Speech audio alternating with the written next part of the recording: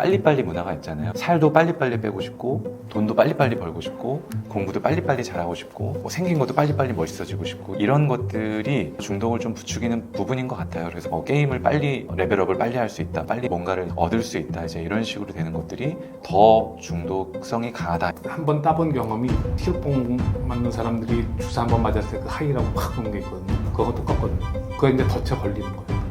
도박 중독이 위험한 건 그걸 범죄자가 되는 평소에 재미있다라고 느꼈었던 소소한 재미, 즐거움 이런 게 하나도 없어지게 되는 것 같아요. 연애도 하고 친구들이랑 가족들이랑 소중한 시간을 보내고 소소하게 집 앞에서 떡볶이, 라면을 먹고 하나도 재미가 없는 거예요. 자기 주위 사람들 관계를 다 버려놓고 되게 다 아는 사람한테 넣어놓고 거기 이제 못 갖고 이 사람은 거의 주고 결국은 나를 반겨주는 것은 도박 중독이었던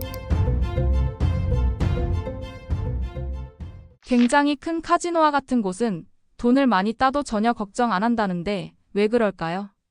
그만큼 돈을 많이 카지노 입장에서는 누군가가 따가더라도 되게 속상한 표현이지만 누군가 또 잃어줄 사람이, 그러니까 도박 중독이 된 사람들이 엄청 많으니까 저런 이야기들이 떠도는 것 같습니다. 확률의 평균 그 규모가 크기 때문에 평균치에서 벗어나지가 않죠. 그러니까 항상 누군가 큰 돈을 따더라도 잃는 사람들도 항상 있고 그렇게 큰 돈을 따는 사람들은 극히 드물기 때문에 아마 이제 저런 얘기가 있는 것 같고요. 그러니까 사실은 그런 확률이나 이런 것들을 계산해 보면 우리가 도박에 빠져서 도박으로 큰 돈을 벌고 부자가 된다는 게 사실은 확률적으로 굉장히 낮은 이야기고 뭐 로또 복권도 사실은 마찬가지인데 이 도박 중독에 빠진 분들은 아니야 다음 판 한 번만 더 하면 조금만 더 하면 내가 이제 앞서 딴 경험이 있으니까 또는 두 번, 세 번 잃었으니까 네 번째 때는 분명히 큰 돈을 딸 게 틀림없어 이런 식으로 이상한 확률 계산을 하시게 되는 그렇게 돼버리게 되면서 이제 도박 중독에 빠지는 경우들이 많은 것 같아요. 그래서 도박 중독도 여러분들이 표현하시는 대로 뇌가 바뀌는 거 아닐까요? 라고 하는 게 기능적으로는 그럴 수 있다 생각됩니다. 왜냐면 확률 계산을 되게 이상하게 나한테 유리하게 하게 되는 게 이제 도박 중독인 것 같거든요. 맞아요. 아, 그럼요.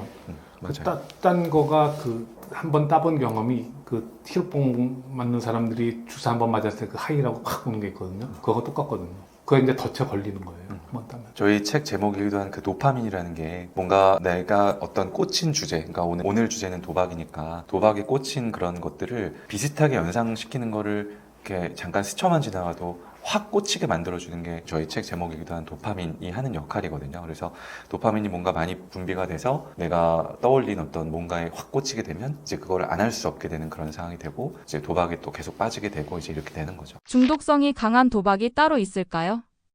당연히 있죠. 빠른 겁니다. 무조건 빠른 겁니다. 숏폼이 중독성이 있듯이 그러니까 내가 액션을 취하고 나서 결과를 얻는 폰을 딱 열고 나서부터 그 주제에 딱 들어가는 시간이 숏폼이요. 그 몇십 초로 짧은 것처럼 게임도 내가 베팅을 하고 나서 딸 때까지 그거 짧은 거 굉장히 중요합니다. 우리 로또는 내가 베팅하고 나서 일주일 기다려야 되잖아요. 근데 그러니까 그건 중독이 안 되죠. 근데 이 룰렛은 몇십 초 걸리죠. 딱 하고서 걸고 나서 결과는 얼마 금방 됩니다. 또 금방 되면 또 어떤 의미가 있는가 하면은 이번에 잃었어? 좋아 그럼 다음번에 2배를 걸어. 기하급수적으로 늘어나죠. 그렇게 되기 때문에 이게 한 자리에서 왕창 망할 수가 있는 겁니다. 그러니까 한 짧은 시간에 굉장히 여러 번 하는데다가 여러 번 기하급수적으로 늘어나기 때문에 이게 무서운 겁니다. 그래서 저는 사실은 이제 비만 치료에도 관심이 있어가지고 살이 많이 찌고 또 살을 빼기 어려워하는 분들도 많이 만나보게 되는데 이게 모르겠습니다. 대한민국 저도 한국 사람이지만 대한민국의 특성이라고 해야 될지 빨리빨리 문화가 있잖아요. 근데 살도 빨리빨리 빼고 싶고 돈도 빨리빨리 벌고 싶고 공부도 빨리빨리 잘하고 싶고 뭐 생긴 것도 빨리빨리 멋있어지고 싶고 이제 이런 것들이 뭔가 중독을 좀 부추기는 부분인 것 같아요. 그래서 방금 교수님이 말씀해 주셨듯이 빨리 뭔가 어떻게 된다, 게임을 빨리 레벨업을 빨리 할 수 있다, 빨리 뭔가를 얻을 수 있다, 이제 이런 식으로 되는 것들이 보통은 더 중독성이 강하다 이렇게 이제 생각을 해도 좋을 것 같습니다. 그 쥐가 이제 그 레버를 누르면은 먹이를 주는 훈련시켜 있거든요. 그러면 이제 쥐가 레버 누르면은 밥 나오고 레버 누르면 밥 나오고 하는데 레버를 누르고 나서 5분 뒤에 밥이 나오면 쥐가 이거 학습을 하겠어요? 못합니다. 레버를 누르고서 5초 뒤에 나온다. 그러면 쥐가 레버 누르면 학습을 해요. 도박이 강력한 학습인데 이런 학습이 일어나려면은 액션과 리설트 사이에 그 시간 관계가 짧아야 돼요. 그래서 아까 제가 공부 중독 책 이야기도 잠깐 했지만 공부라는 게 보통은 시험을 보고 시험이라는 것도 날짜가 정해져 있고 그때까지 이제 열심히 준비해가지고 시험을 봐서 결과를 딱 내게 되는 건데 교수님이 방금 말씀해 주신 대로 뭔가 내가 액션을 한 다음에 결과를 낼 때까지 기간이 되게 길잖아요. 수능이라고 치면 10년 이상일 수도 있고 초등학생 때부터. 그러니까 사실은 공부에 중독이 되는 사람들은 되게 독한 사람인 거죠. 어떻게 보면 그 재미없고 기간이 결과물이 나오는 데까지 오래 걸리고 이런 거에 중독이 된다? 사실 어떤 의미에서 되게 독한 사람일 수 있죠. 시험 치기 전에 초치기로 족보 문제만 막 풀어보고 가는 거. 이제 그거가 소위 중독성 공부, 효율적이고 금방 나오는 공부 그런 게 될 수가 있는 건데요. 이것도 이제 어떤 학생들은 공부하는 패턴 중에 하나죠.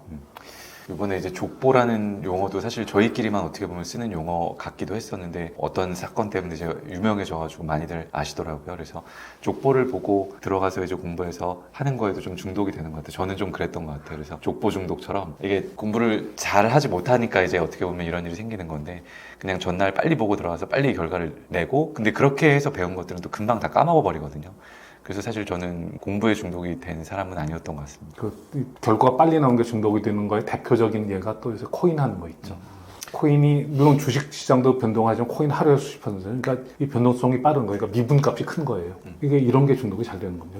그러니까 코인으로 말아먹고서 그런 사람들이 많이 나오는 거죠. 네, 코인도 말씀하셨으니까 도박 중독의 한 부류라고 할 수도 있는데 네, 도박 중독 한 부류죠. 네, 근데 교수님 말씀에다가 한 가지를 더 얹으면 저는 코인이 진짜 사람을 망가지게 할 수가 있는 거가 큰 돈을 빨리 벌 수 있다 또는 큰 돈을 빨리 잃을 수 있다 이것도 있지만 그 코인 마켓이 24시간 열려 있다라는 게 저는 사실 가장 큰 것 같아요. 그렇죠. 24시간. 네네. 맞아요. 그러니까 저도 사실 되게 호기심에 특히 우리나라의 비트코인이나 이런 게 처음 나왔을 때 한번 애플리케이션 깔아가지고 들어가서 해보기도 하고 그랬었는데 문제가 밤에 잠을 못 자요. 자꾸 눈을 떠요. 어떻게 됐나? 내 코인 값이 어떻게 변화를 했나? 이게 24시간 돌아가니까 사람을 미치게 만드는 거죠. 밤에 잠도 잘 못 자요. 그래서 한동안 우리나라의 코인이 초창기에 엄청 유행했을 때는 진짜 사람들이 다 스마트폰만 보고 있고 이렇게 옆으로 쓱 보면 다 코인만 하고 있거든요. 그러니까 되게 어떻게 보면 무서운 거죠. 제3자의 입장에서 옆에서 딱 바라보면 사람들이 다 눈이 시뻘개져가지고 밤에 잠도 잘 못 자고 코인만 하고 있는 거가. 그래서 이런 것들, 그러니까 항상 접근 가능하고 빨리빨리 뭔가 달라지고 뭐 손쉽게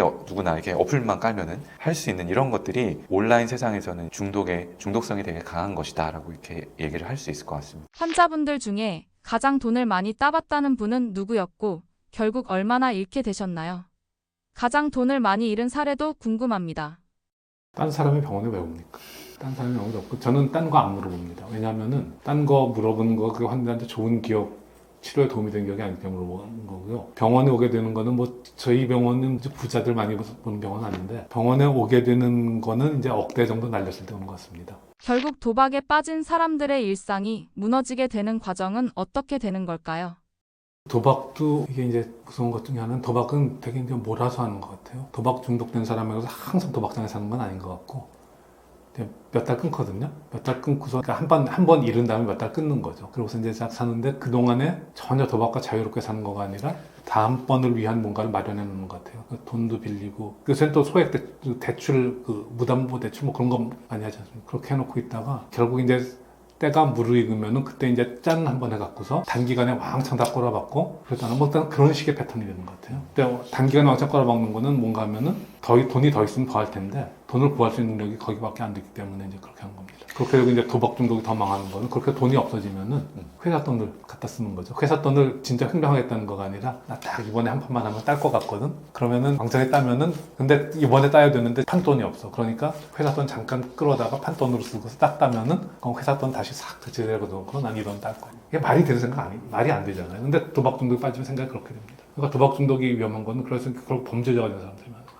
저는 사실은 이게 다른 중독 질환도 마찬가지긴 한데요. 도박 중독이 되게 무서운 거는 저는 도박 중독에 빠지게 되면 그 다음부터는 일상생활에서 우리가 평소에 재미있다라고 느꼈었던 소소한 재미, 즐거움 이런 게 하나도 없어지게 되는 것 같아요. 그러니까 우리가 연애도 하고 친구들이랑 어디 여행도 다니고 가족들이랑 소중한 시간을 보내고 소소하게 집 앞에서 떡볶이, 라면을 먹고 김밥을 먹고 이런 것들이 하나도 재미가 없는 거예요. 그래서 큰 돈을 벌 수 있는 머릿속에 하루 종일 이제 그 생각만 하게 되는 거죠. 내가 지금 교수님이랑 예를 들어 유튜브를 촬영을 하고 있는 중에도 만약에 제가 도박 중독이라면 머리 쪽에 한쪽으로는 이거 빨리 끝낸 다음에 집에 가가지고 코인 뭐 사이트라든지 도박 사이트라든지 이런 거 킬 생각만 계속 하고 있는 거예요. 그러니까 집중이 안 되고 재미가 하나도 없게 되는 거죠. 그래서 이거 말고는 재미있는 게 없어라는 말이 그냥 제가 의뢰드리는 말이 아니라 정말 저는 무서운 말인 것 같거든요. 또 재미가 없을 뿐만 아니라 또 자기 주위 사람들의 관계를 다 버려놓거든요. 되게 다 아는 사람한테 돈을 꿉니다. 거기 이제 못 갚고 그렇게 되기 때문에 쟤랑 놀아주겠어 하는 사람들이 아무도 안 남아나게 돼요. 다 뜯겼거든요. 그렇게 되기 때문에 이 사람은 고립되고 결국은 이제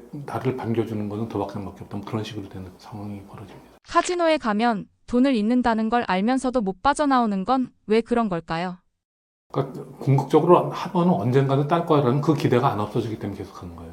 왜냐하면은 계산해 보면은 언젠가 한번 딸 거 아니에요. 근데 언젠가 한번 딸라면 따서 그동안 이러는 걸 다 만회를 하려면은 계속 재고부를 가야 되는 거 아니에요. 그러니까 그 따는 이벤트가 벌어지기 전에 다 파산하는 거죠. 그렇게 되면은 이제 저한테 오는 사람 중에는 그런 사람 못 봤습니다만은 그 도박이 돈 버는 거가 돈이 없으면은 또 그래도 이제 거기서 그 도박장에서 사는 사람들도 있다 그래요. 그러니까 그 도박장이 완전히 자기 인생이 돼버리는 거죠. 거기서 다른 사람 심부름 해주고 뭐 개평 떠먹고 뭐 그런 식으로 한다고들도 그러는데 하여튼 완전히 인생이 달라지는 그런 체험을 하는 것 같아요. 저건 아시죠? 그 정선 카지노에 가면 그 중고차 가게들 많은 거. 그거는 이제 그것도 어떻게 보면은 자기 가진 차 다 털어놓고 하는 거는 뭐 생활상에 큰 변화가 되는 건데 그런 것들을 포함해서 완전히 인생이 달라지는 거예요. 도박. 그래서 아까도 말씀드렸듯이 제가 저를 스스로 관리하고 있는 것처럼 스스로 생각할 때 중독에 조금 취약한 사람이 아닐까라는 생각을 해보신 적이 있다면 사실은 도박장이라든지 이런 쪽에는 아예 관심을 두지 않는 게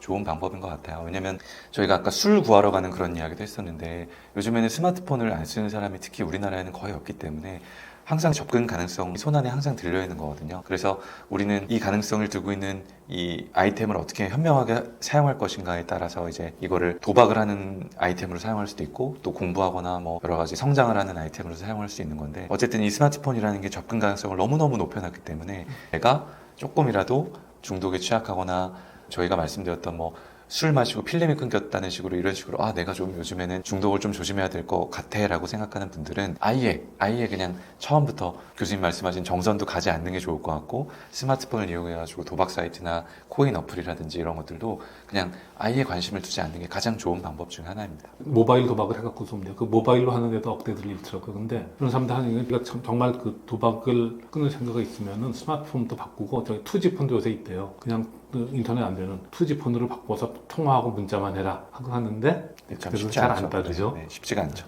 할 수 있으면 하게 됩니다. 따면은 야 나 땄는데 또 따겠지 그런 생각을 하죠. 이게 생각이 그렇게 잃으면은 잃었으니까 다음번에 따겠지고 따면은 땄으니까 또 따겠지고 그런 식으로 생각이 바뀝니다. 그게 이 사람이 이상한 사람이서 그런 거가 아니라 사람 마음에 있는 누구나 갖고 있는 공통적인 마음의 약점이라고 볼 수 있는 뭐 그런 걸 거예요.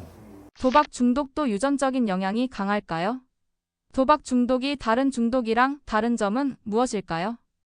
그거는 뭐 연구가 없으니까 모르는데 그럴 가능성은 있다고 봐야 되겠죠. 그러니까 요즘에 우리가 중독이라고 하면은 제일 대표적인 뭐 알코올, 담배, 커피 이런 뭔가 마시거나 먹거나 또는 주사로 해서 이제 마약으로 하거나 이제 어떤 이런 물질 중독을 가장 많이 떠올리긴 하는데 요즘에는 그 도박 뭐 인터넷 뭐 이런 것들 어떤 행위 중독이라고 우리가 부르는 것들이 새로운 그런 개념으로 등장을 해서 이거는 뭔가를 먹거나 마시는 게 아니잖아요. 근데 뭔가 우리가 하거나 눈으로 보거나 이제 이런 것들인데 그런 거를 그런 어떤 그 중독 가능성이 있는 이제 행위에 대한 어떤 중독 이런 것들이 교수님 말씀대로 아직은 어떻게 보면 좀 생소한 그러니까 오랜 기간 동안 연구가 된 부분이 아니에요.